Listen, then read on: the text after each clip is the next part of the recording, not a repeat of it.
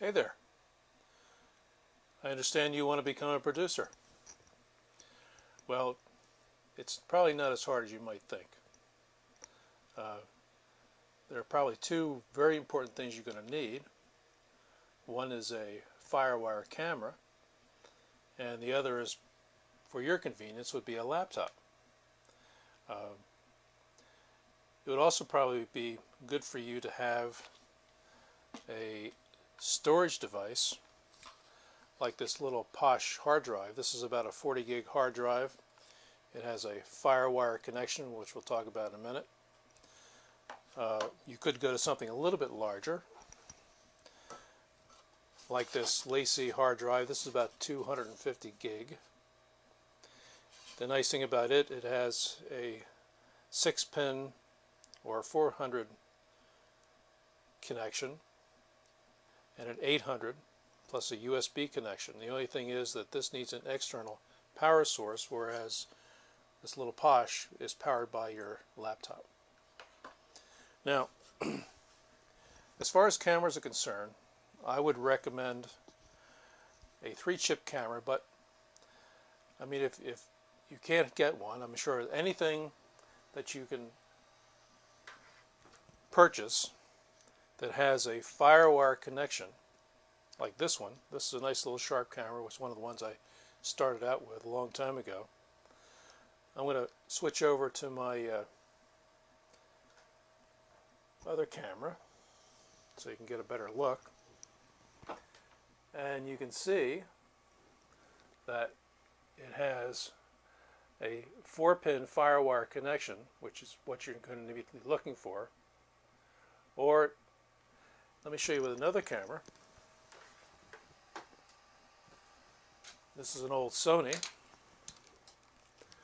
and it too has all the necessary inputs, but you want to make sure that you find one that has this 4-pin DV input for what you need to do, because you need to be able to connect that easily to your computer.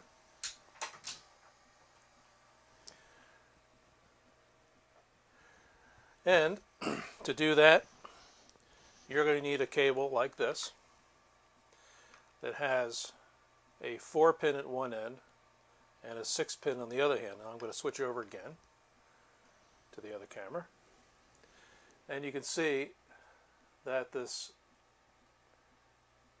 6-pin looks kind of like a D, the letter D. And then the other end would be your 4-pin, which, as you can see, matches what you have when you connect it up with that pattern on the camera. Now,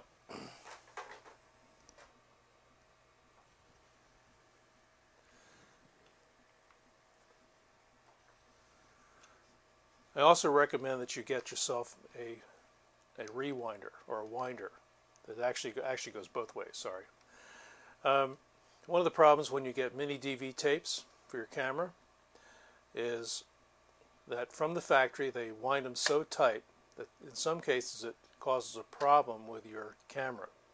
So it's always a good idea to get your tapes and fast forward them and then put them into your camera and rewind them in the start position so that it isn't all tight, which may or may not cause a problem, but why take a chance?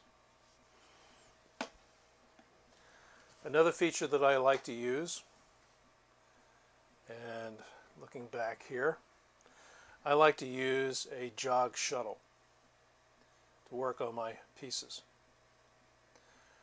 and a separate mouse. Getting back to the camera,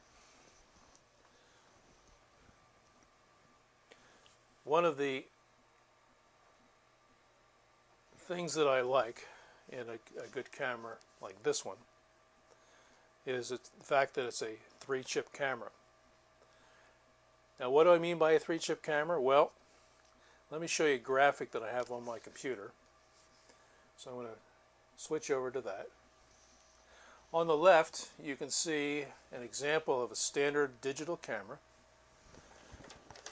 whereas a 3-chip camera looks like the configuration on the right. So what is a CCD anyway? Well, it's a charge-coupled device, the part of the camera that accepts light from the outside world and translates it into ones and zeros that forms a digital picture or video. The more pixels you can get on a large space, the better, but only to a point. This is a classic case where the numbers don't tell the whole story. First, let's break down the Sony numbers for a moment. Yes, the CCD has 1,550,000 pixels, but it's important to note that this number is relevant for taking still pictures only. When shooting video, it will only use about 300,000 pixels. This is simply because the image component of the camera, that part between the CCD and the tape, can only process so much information at a time. Now let's look at what it means for a camera to have more than one CCD. It may interest most of you to know that while the image you see on your LCD screen is in color, this is not originally how your camera saw it. In fact, when it came into the camera through the CCD, it was black and white. A specialized filter is used to translate the particular shades of gray into red, green, and blue, and the combination of these colors make up the entire color spectrum. With one CCD, there's only so much detail the camera can take in, and some concessions have to be made so that one color does not wash out another. With a 3 CCD camera, however, there is actually one CCD devoted to each of the red, green, and blue color spectrums.